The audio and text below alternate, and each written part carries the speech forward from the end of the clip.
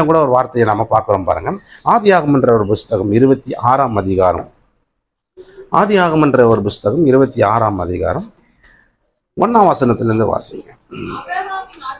Abraham நாட்களில் உண்டான பஞ்சத்தை அல்லாமல் இன்னும் ஒரு பஞ்சம் தேசத்திலே உண்டாயிற்று. அப்பொழுது ஈசாக்கு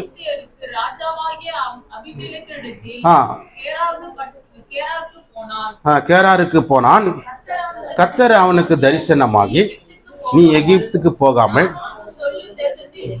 நான் உனக்கு சொல்லும் தேசத்திலே குடியிரு, இந்த தேசத்தில் வாசம் பண்ணு, நான் உன்னோடு கூட இருந்து உன்னை ஆசீர்வதிப்பேன், நான் உனக்கும் உன் சந்ததிக்கும் இந்த தேசங்கள் யாவையும் தந்து உன் தகப்பனாகிய ஆபிரகாமுக்கு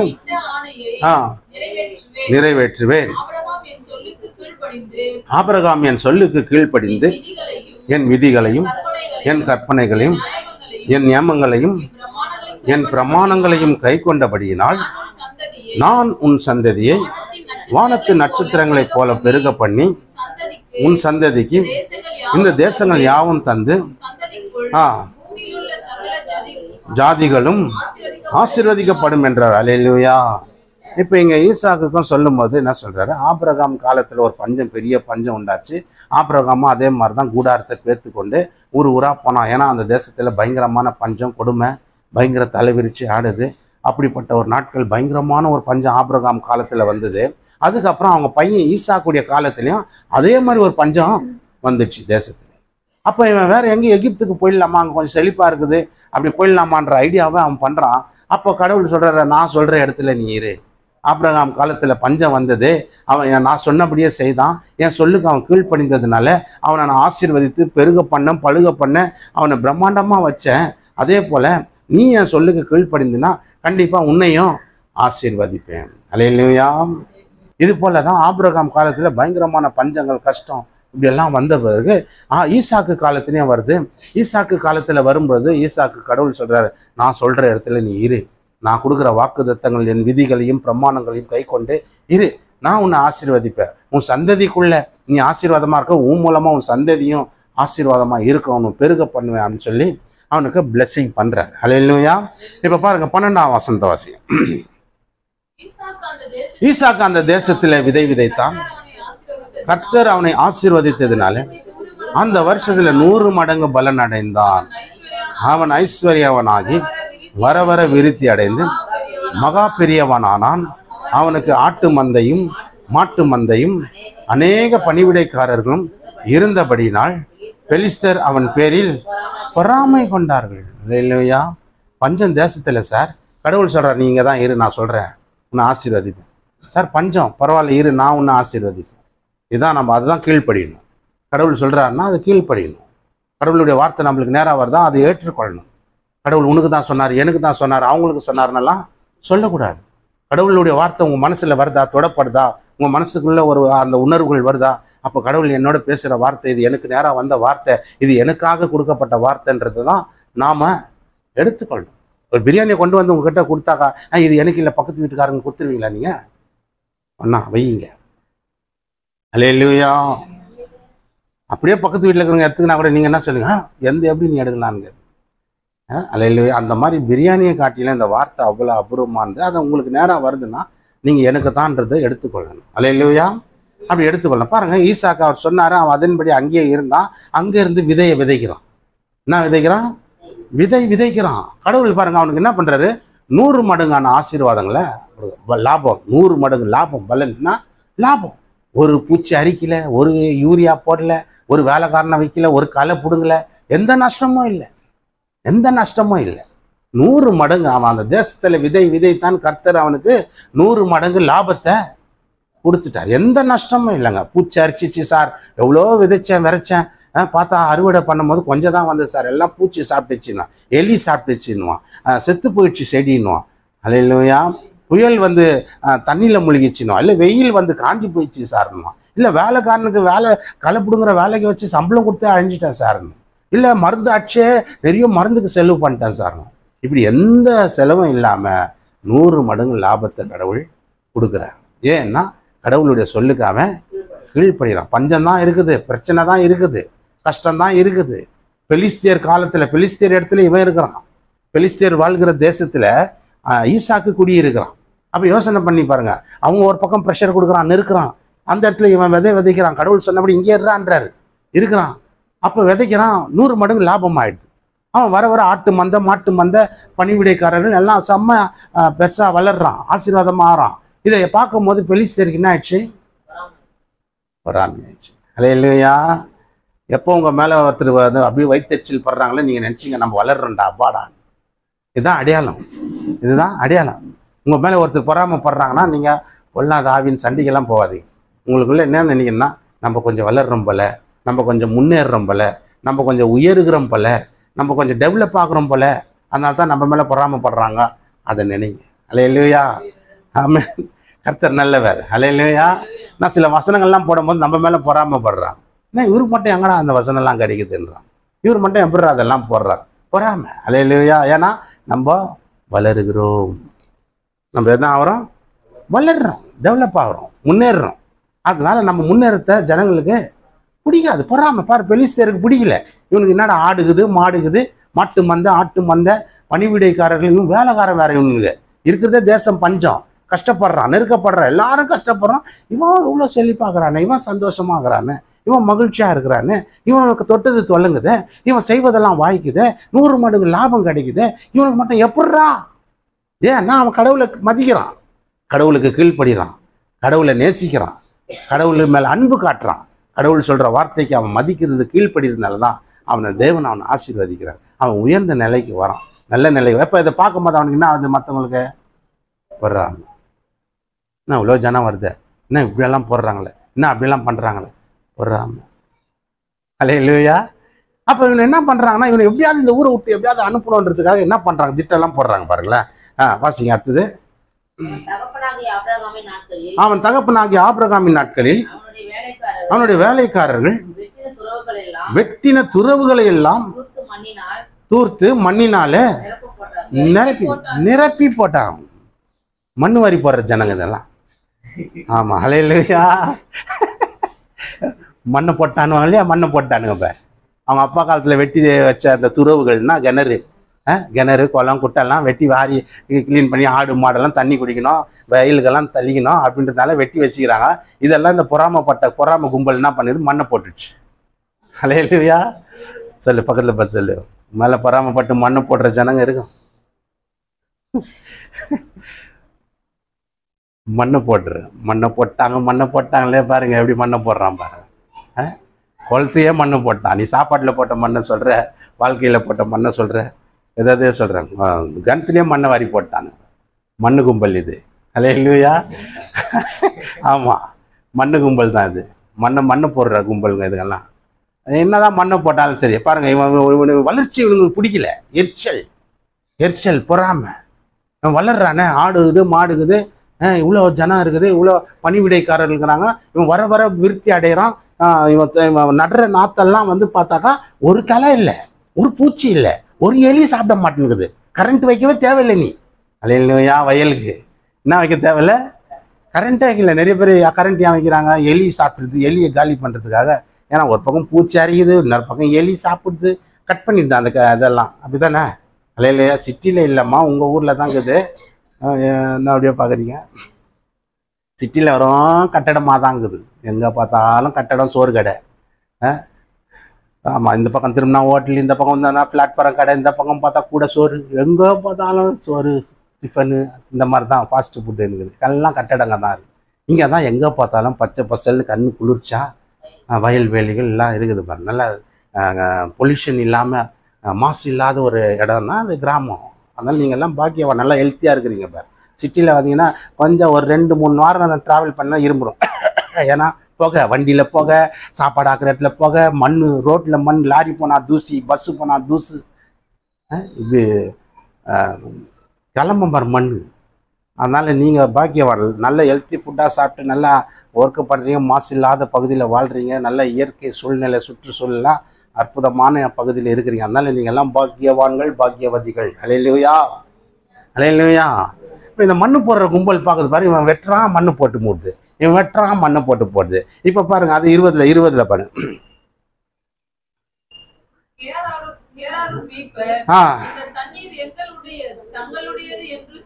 அது 16 வாசிருங்க, அதை விட்டீங்க பாரு. 15 வாசிருங்க. அவன் தகப்பனாகிய ஆபிரகாம் நாட்களில் அவனுடைய வேலைக்காரர்கள் வெட்டின துறவுகளை எல்லாம் தூர்த்து மண்ணினால நிரப்பி போட்டார்கள். அபிமெலேக்கு ஈசாக்கை நோக்கி, நீ எங்களை விட்டு போய்விடு, எங்களை பார்க்கிலும் மிகவும் என்ன சொல்றாங்க அந்த பொறாம பூச்ச கும்பல், மண்ணு போடுற கும்பல் என்ன சொல்றது, ஆமா அதை விஷயத்து இங்கன்னு போயிடு, நீ எங்களை பார்க்கல வர நீ டெவலப் ஆகிட்டு போற, நீ எங்களை பார்க்கல நீ முன்னேற, எங்களை பார்க்கல நீ வேற மாதிரி வேற லெவல்ல போற, தயவு செய்து போயிடு. அல்லேலூயா. இந்த மண்ணு போடுற கும்பல் என்ன சொல்லுது பாரு, வாசிக்கிற பாருங்க. அபிமெலேக்கு ஈசாக்கை நோக்கி, நீ எங்களை விட்டு போய்விடு, எங்களை பார்க்கிலும் நீ மிகவும் பலத்தவனா ஆயின் போற, நீ வர நல்லா ஆயிடுற, நீ என்னன்னே தெரியல அப்படின்னு. அல்லேலூயா. கர்த்தர் நல்லவர். பாருங்க, நாங்க ஒரு கிறிஸ்மஸ் அன்னைக்கு ஆற்காடுக்கு போயிட்டு ஊழியத்தை முடிச்சுட்டு வந்திருந்தேன். இவனுங்க அந்த ஸ்பீக்கர் வண்டியில இருக்கிறதுனால ஒரு பாட்டு ஒன்று போட்டேன், அந்த கிறிஸ்டின் பாட்டு songs. Oh my God praise the லார்ட்னு அந்த பாட்டை போட்டுன்னு வந்தானுங்க பாரு. நல்ல டான்ஸ், நல்லா ஒரு உற்சாகமாக ஆயிடுச்சு. ஏன்னா எனக்கு தூக்கம் கண்ணு கட்டுது. நைட்டு இங்கே சர்வீஸு அங்கே சர்வீஸுனா எப்படி இருக்கும்பா?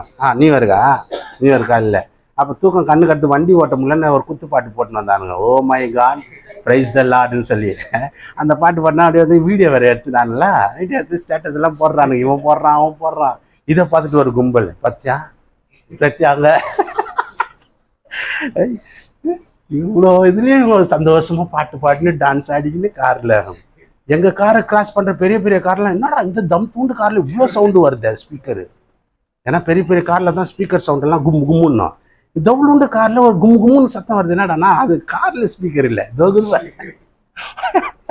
அல்லேலூயா. அவ்வளோண்டு காரில் இவ்வளோ பெரிய சவுண்டுனா இந்த ஸ்பீக்கரை தூக்கி உள்ளே வச்சுக்கிறானுங்க. அதனால அந்த மாதிரி சத்தம். அதை ஒரு பிடிக்காத கும்பல் பேசுதான் பாருங்க. என்ன பாரு, இவ்வளோ இதுலேயும் பாரு, அவங்க பேக் பை நின்றாரு, அதுன்றாரு, காரில் டான்ஸ் ஆடின்னு பாட்டு பாடி. அதுக்காக மண்ணு போடுற கும்பலுக்காக நம்ம என்ன பண்ண முடியும்? அமைதியாக போக முடியாது. கர்த்தர் நல்லவர். அவன் வந்து பார்க்கலாம், தயவு செய்து போயிடு, எங்களை விட்டு போயிடு, நீ ரொம்ப டெவலப் ஆகிட்ட, நீ ரொம்ப பலத்து போயிட்ட, நீ நல்லா வளர்ச்சி அடைஞ்சிட்ட, இன்னும் பார்க்கும்போது எங்களுக்கு பொறாமையாகுது, தயவு செய்து போயிடு அப்படின்றான். அல்லேலூயா. இப்போ 20வது வாசிங்க. கேராருக்கு சொல்லி ஈசாக்குடைய மேய்ப்பருடனே வாக்குவாதம் பண்ணினார்கள். அவர்கள் தன்னோடு வாக்குவாதம் பண்ணினபடின்னு ஏசேக்கு என்று பெயரிட்டான். வாக்குவாதம் பண்ற இடத்துக்கெல்லாம் என்ன பேரு? ஏசேக்கு. அல்லேலூயா. அங்கேயும் பாரு மண்ணை போட்டு மூடிடுச்சுங்க. ஒன்னு பாருங்க, வேறொரு துறவை வெட்டினான், அதை குறித்தும் வாக்குவாதம் பண்ணினார்கள்.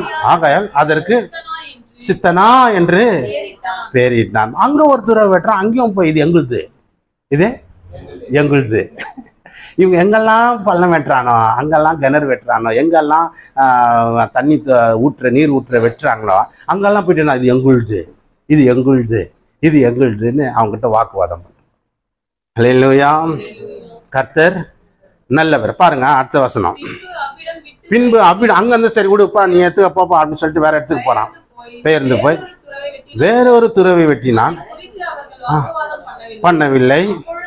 அப்பொழுது நாம் தேசத்தில் பழுகும்படிக்கு இப்பொழுது கர்த்தர் நமக்கு இடம் உண்டாக்கினார் என்று சொல்லி அதுக்கு ரெகபோத் என்று பெயரிட்டார். ரெகபோத்னா கடவுள் நமக்கு ஒரு இடம் உண்டாக்க போறார். கரங்களை தட்டி தேவனை மகிமைப்பட்ட.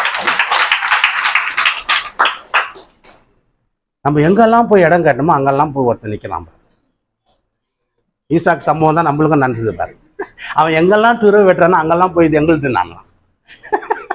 நல்லா கவனிங்க, பைபிள் தான் சொல்கிறேன் நான், வேற எதுவும் சொல்ல, நான் பைபிளுக்கு தான் சொல்கிறேன். ஈசாக்கு எங்கெல்லாம் போய் துறவு வெட்டுறானோ அங்கே வந்து ஜனங்க என்னன்றாங்களாம், இது எங்களுது, இது எங்களுது. நான் எங்கெல்லாம் போய் இடம் கேட்குறேன்னா அதுக்கு முன்னாலே ஒருத்தன் போய் நான் ஒரு 20,000 மேலே தரேன், எந்த கொடு, எனக்கு 50,000. இது பாருங்க, ஆற்காடில் வந்து ஒரு இடத்த பார்த்து பத்திரமா பண்ணிட்டாங்க, அக்ரிமெண்ட்டை போட்டான். இப்போ வந்து என்னன்றாங்களாம், 50,000 எக்ஸ்ட்ரா பக்கத்தில் இருக்கிறவங்க தரேன்னுக்கிறாங்க, அதனால அவங்க கொடுக்க போகிறாங்க. அவங்க என்ன பண்ணுறாங்க, அக்ரிமெண்ட்டை போட்டேன்னு தெரியுது, அவங்கக்கிட்ட போய் சீக்கிரட்டாக பேசிக்கிறாங்க, நான் 50,000 எக்ஸ்ட்ரா தரேன், எனக்கு கொடுங்க. அந்த இப்போ அந்த பேராசை யாரை விட்டுது? அந்த லேண்டுக்கார யோசிக்கிறாங்க, 50,000 மேலே வருது. அது மாதிரி நம்ம எங்கெல்லாம் போய் நிற்கிறோமோ அங்கெல்லாம் ஒருத்தன் வந்து ஏதாவது இது எங்களுது உங்களுதுன்ற மாதிரி ஈசா காலத்தில் சொன்ன மாதிரியே நம்ம காலத்துல சொல்கிறோம். ஆனாலும் விடுறதில்ல. ஈசாக்கு வெட்டிக்கினே இருக்கிறான், நானும் விடுறதில்ல, வசனம் போட்டுக்கினே இருக்கிறேன். கர்த்தர் நல்லவர். ஹல்லேலூயா. கர்த்தர் நல்லவர். ஆமென். ஏன்னா கர்த்தர் வாக்கு கொடுத்துருக்காரு, நான் உன்னோடு இருந்து பெரிய காரியங்களை செய்வேன், பயங்கரமான காரியங்களை செய்வேன்னு வாக்கு கொடுத்துருக்கிறாரு. அப்போ நான் மனுஷனை மதிப்பேனா கர்த்தரை மதிப்பேனா? மனுஷன் பேச்சை கேட்பேனா கர்த்தர் பேச்சை கேட்பேனா? கர்த்தர் தான். ஹல்லேலூயா. கர்த்தப்பா. அங்கேயும் போய் இந்த ஜனங்க வாக்குவாதம் எல்லாம் பண்ணி இது பண்ணோன்னா அதுக்கப்புறம் பாருங்க இன்னொரு இடத்துல வெட்டுறான் கிணறு, அங்கே வாக்குவாதம் பண்ணவே இல்லை. அப்போ அவன் சொல்கிறான், நாம பழுகி பெருகும்படி கடவுள் நமக்கு ஒரு இடத்த உண்டாக்கினார். இதுக்கு பேர் என்ன வைடா பேரை ரெகபோத்து. ஹல்லேலூயா. இதுக்கு பேர் என்ன? ரெக்கபோத்து. ஹல்லேலூயா. கர்த்தர் நல்லவர். அடுத்த வசனம் பாருங்க. அங்கே இருந்து போனான்,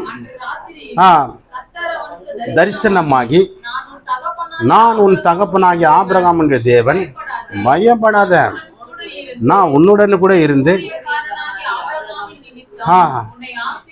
ஆசீர்வதித்து உன் சந்ததியை பெருக பண்ணுவேன் என்றார். ஹல்லேலூயா. ஹல்லேலூயா. பாருங்க, ஆபிரகாமின் தேவன் பயப்படாத, நான் உன்னுடனே கூட இருந்து என் ஊழியக்காரனாகிய ஆபிரகாம் நிமித்தம் உன்னை ஆசீர்வதித்து உன் சந்ததியை பெருக பண்ண பிளஸ்ஸிங் கொடுத்துட்டார். எங்கெல்லாம் வெட்டுறான், கஷ்டப்படுத்துறாங்க, இவனை நெருக்குறாங்க ஜனங்க. இவன் எங்கெல்லாம் போய் வெட்டுறான், விட்றா நான் எங்கன்னா போய் பழிச்சுக்கிறேன். அங்கே போய் வெட்டுறான், அங்கேயும் வந்து மண்ணை போடுது, இது எங்களுதுன்னு. அங்கே போய் வெட்டுறான், அங்கேயும் மண்ணை போடுது. அங்கே போய் கேட்குறான், அங்கேயும் மண்ணை போடுது. இப்படியே மண்ணை போட்டு துருத்துன்னு வருது. நான் விடுறதா இல்லை, ஏன்னா கடவுள் அவங்க கொடுக்குறாரு. பெலிஸ்தர் தேசத்தில் இருக்கிற ஜனங்க இவன் மேலே பொறாமப்பட்டு, எதனால இப்படியெல்லாம் பண்ணாங்க? பொறாமை தான் ரொம்ப முக்கியமாக. பொறாமைனால ஜனங்க எதை வராலும் பண்ண ஆரம்பிக்குது. பொறாமைனால சூனியம் வச்சுக்குது. அந்த ஆவியை வந்து கேட்டது ஒரு இடத்துல கேட்டேன், என்ன எதனால உனக்கு சூனியம் வச்சாங்க? இவங்க வளர்ச்சி ஆழ்ந்து அது பிடிக்காதனால தான் சூனியம் வச்சுட்டாங்க. இப்போ பொறாமைனால சூனியமே வச்சு கொலையே பண்ணுறாங்கன்னா பார்த்துக்குங்க. பொறாமை தான், பொறாமைனால தான் தூக்குறது. இவன் வளர்ந்துட்டான், இவன் உயர்ந்துட்டான், நல்ல நிலைமைக்கு ஆயிட்டான், இவன் பெருசாக ஆயின்னு வரானே, இவன் விட்டாக்கா ஜனங்களெல்லாம் மனம் திரும்பிடுவான் பழகுது, நல்ல வசனங்கள்லாம் சொல்லி சொல்லி சொல்லி ஜனங்களுக்குள்ளே புரிய வச்சிருவான் பழகுதுன்னு சொல்லி அவங்களுக்குள்ள எரிச்சல் உண்டாகி பொறாமாயி இந்த மாதிரி எங்கால மண்ணை போடுற கும்பல் வந்து மண்ணை போட்டுனதான் இருக்கு. ஹல்லேலூயா. ஆனாலும் கடவுள் என்ன சொல்கிறார்? நான் உன்னை ஆசீர்வதித்து, கடவுள் சொல்கிற வார்த்தை, நான் உன்னை ஆசீர்வதித்து உன் சந்ததியை பெருக பண்ணுவேன். இதுதான் இந்த வருஷம் நம்மளுக்கு கொடுத்த வாக்கு. இதை நீங்கள் ஒவ்வொரு நாள் இதை நினைக்கிறேன். நீங்கள் கடவுள் என்ன இந்த வருஷம் பெருக பண்ணுவார், என்னை ஆசீர்வதித்து, என்ன நான் பெருசாக தான் போவேன், நான் நல்லா வருவேன், நல்லா உயர்ந்து நிற்பேன். இந்த வருஷம் சொல்கிறேன் பாருங்க. நீங்கள் இந்த வருஷம் எழுதி கூட வச்சுங்க. நான் இல்லைன்னா கூட நீங்கள் நினைப்பீங்க உங்கள் மனசுக்குள்ள, சொன்னபடியே நடந்ததுடா, இந்த வருஷம் நான் நகை நதியை வாங்கினேன், பொருள் வாங்கினேன், பணத்தை சேர்த்த, இடத்த வாங்கினேன், வீடு கட்டினேன், நான் கொஞ்சம் நல்லா தான் வந்திருக்கிறேன்டா அப்படின்னு நினைக்க போறீங்க. ஹல்லேலூயா. உங்கள் வீட்டுக்கு ஒரு ஆள் எக்ஸ்ட்ரா வரப்போகுது பாரு. உங்கள் வீட்டிலேருந்து ஒரு ஆள் போகுது, ஒரு ஆள் வரப்போகுது. அப்படின்னா என்ன தெரியுமா? பொண்ணு உங்கள் வீட்டிலேருந்து போகுது மாப்பிள்ளை வீட்டுக்கு, பொண்ணு அங்கேருந்து உங்கள் வீட்டுக்கு மருமகளாக வரப்போகுது. ஹல்லேலூயா. பெருகும் பெருகும். குழந்தை குட்டியெல்லாம் பிறக்க போகுது பாரு. அப்போ உங்கள் சந்ததி பெருகும், காசு பணம் பெருகும், நகை நட்டு பெருகும், எல்லாம் பெருகும். தான் தேவன் உங்களுக்கு எவ்வளோ நெருக்கப்பட்டமோ, எவ்வளோ கஷ்டப்பட்டீங்களோ, எவ்வளோ ஒடுக்கப்பட்டீங்களோ எல்லாம் நடக்க போதுமா, நடக்க போகுது. விசுவாசிங்க, நம்புங்க. நிச்சயமாக பெருக்கம் உண்டாகும், பெருக்கம் உண்டாகும், தலைமுறைகள் பெருகும். சந்ததினா என்ன, அதை நல்லா நோட் பண்ணிங்க. உங்கள் சந்ததியும் பெருக போகுது பாரு. உயர்ந்த வரப்போறீங்க, நல்ல நிலைமைக்கு ஆக போறீங்க. எவ்வளோ நெருக்கப்பட்டீங்களோ, எவ்வளோ ஒடுக்கப்பட்டீங்களோ, எவ்வளோ கஷ்டப்பட்டீங்களோ, எவ்வளோ துன்பப்பட்டீங்களோ. ஈசாக்கு பாருங்க, எங்கெல்லாம் வெட்டணும், ஆடு மாடெல்லாம் தண்ணி இல்லாத கஷ்டப்படுது. தண்ணி வேணும், துடிக்குதுங்க. ஆடு எவ்வளோ மாடு, அதுக்கு தண்ணி வேணும். இவன் வெட்டுறான், மண்ணு போடுது, ஜனம் மண்ணை போடுது. இவன் வெட்டுறான், மண்ணை போடுது, நோன்றான், மண்ணை போடுது. யோசனை பண்ணி பாரு. அப்போ ஆடு மாடுகள்லாம் தண்ணி எங்கே போடுது? 1-2 கூட ஒரு குண்டான்லையோ குடத்துலையோ தூக்கின்னு போய் ஊற்றிக்கலாம். அவ்வளோ ஆடுக்குது, அவ்வளோ மாடுக்குது, அதுக்கெல்லாம் தண்ணி கொடுக்கணும். எப்படி யோசனை பண்ணிவா? அதெல்லாம் ஏதோ ஒரு டம்ளரில் குடிக்கணும்னு நினச்சின்னு கிடக்குறீங்களா? அதில் ஆட்டுக்கார அம்மாவுக்கு தெரியும், மொடாம்புளிங்க மாதிரி குடிக்கும் அதுங்கெல்லாம். அவ்வளோ தண்ணி, ஒரு மாடு வாய வச்சாலே அப்படியே ஒரு குடம் உறிஞ்சி எடுத்துக்கோங்க பாரு. அவ்வளோ தண்ணி எங்கே போவான்? வெட்டுறான், மண்ணை போடுது ஜனம். இவன் வளரக்கூடாது, ஏன்னா இவன் தொட்டது தொலங்குது, இவன் செய்வதெல்லாம் வாய்க்குது, இவன் நல்ல நிலைமைக்கு மேலே மேலே போகிறானேன்னு சொல்லி பொறாமப்பட்டு மண்ணை முடுறாங்க. அவன் சோர்ந்து போகவே இல்லை. நீ எவ்வளோதான் மண்ணை போடு, நான் வெட்டிக்கினேன். அங்கே போட்டான்னா அங்கே வெட்டுறேன், அங்கே போட்டானா அங்கே வெட்டுறேன், இங்கே இல்லைன்னா அங்கே போகிறேன், அங்கே இல்லைன்னா அங்கே போகிறேன். ஹல்லேலூயா. போட்டான் பார் கடவுள் அவனை ஆசீர்வதிக்கவே. ஆசீர்வதித்து அவனை அவனை எவ்வளோக்கு எவ்வளோ ஒடுக்குனாங்களோ அந்த பெலிஸ்தியர், எவ்வளோக்கு எவ்வளோ நெருக்குனாங்களோ, எவ்வளோக்கு எவ்வளோ அவனை வாட்டி வதக்குனாங்களோ, எவ்வளோ துன்பப்படுத்தினாங்களோ, அவன் டெவலப் தான் ஆனாங்க, மேலே மேலே உயர்ந்தாங்க. இதுதான் கடவுள் ஒருத்த மனுஷன் கூட இருந்துட்டானா அவனை ஒன்றுமே பண்ண முடியாது. அல்லேலூயா. நீ டக்கர் அடிச்சாலும் சரி, தலைகீழ பெல்ட்டி அடிச்சாலும் சரி, சம்மர் அடிச்சாலும் சரி, என்ன நடக்காது. கடவுள் ஒரு மனுஷன் கூட இருந்துட்டானா அவன் யாரும் அசைக்கவும் முடியாது. நீ எந்த மந்திரம் சூனி எது பண்ணாலும் சரி ஒன்றும் பண்ண முடியாது. அதான் நம்ம கூட கடவுள் இருக்கிறார். அல்லேலூயா. பக்கத்தில் பசங்க கூட கர்த்தர் இருக்கிறார். பயப்படாத, இந்த வருஷம் டெவலப் தான், நீ உயர்த்துவார். அல்லேலூயா. ஆமாம், அந்த மாதிரி அவ்வளோ நெருக்க பாருங்க. ஒரு சாமியார் ஒருத்தர் சொன்னார் பாரு, அவர் பேர் உங்களுக்கு நான் சொல்ல தெரியும் பாரு. அந்த சாமியார் இந்த திருவண்ணாமலை உங்கள் மாவட்டத்தில் தான் எங்கேயோ ஒரு கோயிலில் வந்து புளிசோறு வாங்கி துண்ணுக்குன்னு ஓரமாக உட்காந்துட்டாராம். வருவங்களுக்கெல்லாம் ஏதோ ஒன்று சொல்லி பூஜை மந்திரம் பண்ணின்னு ஏதோ ஒரு சொல்லியிருந்தாராம் பாரு ஆலோசனை. சாமியார் ட்ரெஸ்ஸில் உட்காந்துக்கின்னு அந்த காவி ட்ரெஸ் போட்டுன்னு ஒரு கோயிலில் திருவண்ணாமலையில் உட்காந்து புளிசோறு கொடுக்குறாங்க, பிரசாதம்லாம் வாங்கி சாப்பிட்டுன்னு உட்காந்துட்டாராம். அவரை வந்து நோண்டினாங்களாம். நோண்டி கீண்டி அவரை துன்புறுத்தினானா அவர் அங்கேருந்து ஓடி போய் பெங்களூரில் போனாராம். அங்கே ஒருத்தர் பெரிய இடத்த கொடுத்து ஆசிரமம் கட்டுன்ட்டான். அங்கே கட்டி ஜெகஜோதியாக இருக்கும், அங்கேயும் வந்து நோண்டினான். அந்த சாமியார் கொடுக்குற ஸ்டேட்மெண்ட். அங்கேயும் அவரை தொல்லை கொடுத்து உபத்திரம் கொடுத்தா அவர் அங்கேருந்து மதுரைக்கு வந்தாராம். நல்லா கவனிங்க. மதுரைக்கு வந்த பிறகு அங்கேயும் அவருக்கு ஆசிரமமே கொடுத்துட்டாங்களாம். அப்போ தான் எல்லாம் சாமியாரெல்லாம் எழுந்து இவனா இந்த ஆளுக்கு ஆசிரமத்தை கொடுத்துட்டாங்களேன்னு சொல்லி கிள்ளி ஆசிரம லீடர் ஆகிட்டாங்களேன்னு சொல்லி அவரை போட்டு ஏதோ ஒன்று பண்ணி தொல்லை கொடுத்தானோ அவர் பார்த்தாரு, ரொம்ப பிரச்சனை, நம்மளுக்கு இவ்வளோ நோன்றான்ல சொல்லிட்டு இப்போ அதுனா லேண்டு தம்பி கைலாசு. அங்கே போய் கைலாசத்தை வாங்கி அவ்வளோ பெரிய லேண்டான் தீவே வாங்கி வச்சுட்டுக்கிறான் மனுஷன். சொல்கிறார், பேட்டி கொடுக்குறாரு, தீவே வாங்கிட்டேன் சார், சும்மா என்னை விட்டுருந்தா புளிசோறு வாங்கி துண்ணுன்னு இருப்பேன் எங்கேயோ. அது சொல்கிறார், என்ன சொல்கிறாரு, என்னை சும்மா விட்டுருந்தா எங்கேயோ புளிசோறு லெமன் சோறு கொடுக்குற பிரசாதத்தை வாங்கி சாப்பிட்டு என்கிட்ட வர பக்தமார்களுக்கு நான் ஏதோ ஒன்று சொல்லி விட்டு போய் நின்றுருப்பேன். என்னை நோன்னா துன்புறுத்தினா கஷ்டப்பட்டினா என்னை அடிச்சானுங்கோ என்னை கேவலப்படுத்தினானுங்கோ, பெங்களூருக்கு போய் கொஞ்சம் டெவலப் ஆகிட்டேன். அங்கேயும் வந்து என்னை நோன்னானுங்க, அங்கே பாரு மண்ணு போடுற கேஸ் இதெல்லாம், அங்கேயும் வந்து மண்ணை போட்டானுங்க. அங்கே அந்த மதுரைக்கு ஆசிரமத்திலே ஒரு லீடர் ஆகிட்டாராம். அங்கேயும் நோன்னானுங்க. இப்போ கைலாசன்ற தீவை வாங்கி வச்சுட்டு பக்தர்கள் தனியாக ஃப்ளைட் ஏறி போயிட்டு வருதாம்மா, கோடி கோடியாக பணங்குது. அல்லேலூயா. புளிசோரம் லெமன் சோரம் துண்ணு நோண்டி அவன் சோத்துல மண்ணை போட்டான், இப்போ அவன் தீவை வாங்கி வச்சு. அல்லேலூயா. எதுக்கு சொல்கிறேன்னா அந்த ஒரு இதுக்காக சொல்கிறேன். உங்களை துன்பப்படுத்தின கஷ்டப்பட்டு நெருக்கப்பட்டு ஒடுக்கப்பட்டதெல்லாம் ஆண்டவர் இப்படி தான் உயர்த்துகிறார். அல்லேலூயா. அல்லேலூயா. அல்லேலூயா. கர்த்தர் அவருடைய கேரக்டர் வேற வழி, அதை விட்டுருங்க. அவர் வந்த வழியை பாருங்க. அவருக்கு எவ்வளோ கஷ்டம் வந்து அவர் கேரக்டரை விட்டுருங்க. அவருடைய பழக்கங்கள் அவருடைய குணாதிசயங்கள்லாம் விட்டு தூக்கி போடுங்க. அதெல்லாம் நமக்கு தேவையில்லை. எல்லாவற்றையும் சோதித்து பார்த்து நலமானதை பிடிச்சிக்கணும். அல்லேலூயா. அதனால அவருடைய அந்நிய சாமி இது எந்த தெய்வத்தை வணங்க அதெல்லாம் விட்டுருங்க. அவருக்கு வந்த கஷ்டத்தை இந்த மாதிரி கஷ்டப்பட்டானுங்க. எங்கேயோ புளிசோறு வாங்கி துண்ணுவனா சோத்தில் மண்ணை போட்டவனா அங்கே போய் பெங்களூரில் டெவலப் ஆகி திருப்பி அங்கேருந்து மதுரையில் வந்து டெவலப் ஆகி அங்கேருந்து இப்போ ஒரு தீவை வாங்கி வச்சுன்னு உட்காந்து கிடையாது. ஜனங்க இப்போ அவரை தேடி ஃப்ளைட் ஏறி போகுது, கட்டுக்கட்டாக போட்டு அவ்வளோ பெரிய தீவு வாங்கிடுது. அல்லேலூயா. உங்கள் ஊருக்கு பக்கத்தில் தீவு வாங்க போகிறோம். கர்த்தர் நல்லவர். அதனால் மண்ணு போடக்கூடாது யாருக்கு. அவங்க மண்ணு போட்டாங்கன்னா நம்ம நல்லா ஆகிடுவோம், நம்ம உயர்ந்துருவோம், நல்ல நிலைமைக்கு வந்துடுவோம். கண்டிப்பாக சொல்கிறேன், இந்த வருஷம் எனக்கு ஆண்டவர் சரியான ஒரு வெளிப்பாடுகள் கொடுத்துன்னே இருக்கிறார். போன வருஷத்துலேருந்து அதிகமாக ஜெபிச்சுன்னே இருக்கிறேன். இந்த வருஷம் என்னதான் ஆண்டவரை, இந்த வருஷம் என்னதான் ஆண்டவரை பட அவர் முடிவு வந்துடும்ன்ட்டார். அதான் சொன்னேன், உன்னை ஆசீர்வதித்து பெருக பண்ணுவேன் ஜனங்கள் சொல்லி ஏஎஸ்எம் சபை அந்த ஊழியத்தில் பங்கெடுக்கிற எல்லா ஜனங்களையும் நான் ஆசீர்வதிக்க போகிறேன். அல்லேலூயா. உங்களுக்கு இந்த திருப்பம் அந்த வார்த்தையை சொல்கிறேன் பாருங்கள். ஏஎஸ்எம் இந்த ஊழியத்தில் இணைகிற பங்கு பெறுகிற ஒவ்வொரு குடும்பத்தாரையும் தனி நபரையும் நான் ஆசீர்வதித்து பெருக பண்ணுவேன்.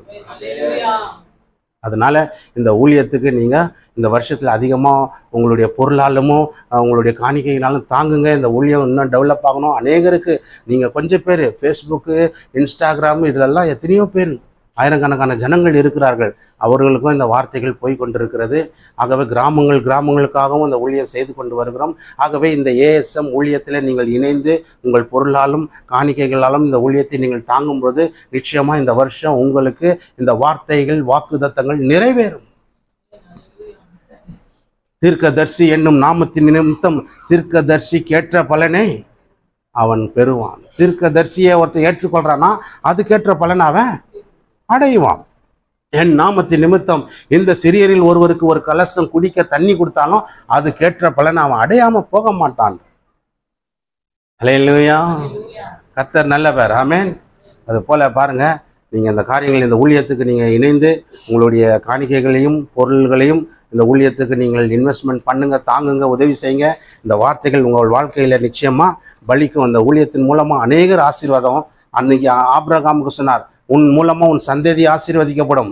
ஈசாக்கு சொன்னார், உன் மூலமா உன் சந்ததி ஆசீர்வதிக்கப்படும். இன்னைக்கு உங்களுக்கு சொல்றார், உங்கள் மூலமா அநேகர் ஆசீர்வதிக்கப்படுவார்கள், ரட்சிக்கப்படுவார்கள். அல்லேலூயா. கரங்களை தட்டி கர்த்தரை மகிமை. அடுத்து சரி, அடுத்தது பார்க்கலாம்.